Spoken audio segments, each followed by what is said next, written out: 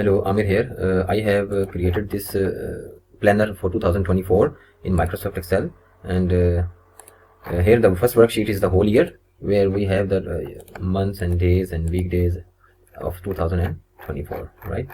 And in the next sheet we have the 2024 goals.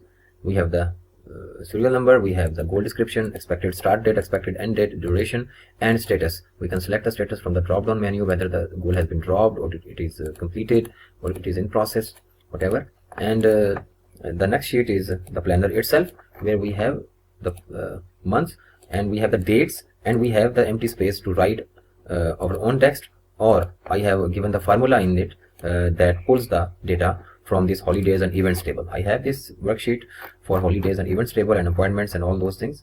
And for example, like in here, on 6th of Feb, I write, for example, attending car show in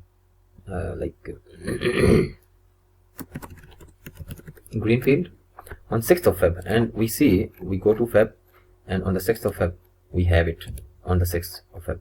So the data has been pulled from this table. We can enter the festivals and events and doctor's appointments, etc. over here. And we have the monthly goals area, where we can write like week 1, 2, 3, 4, 5 monthly goals. We have the habit tracker, we have the to-do list, we have self-improvement area, where we can write what we did to improve ourselves. So I hope you would like this planner.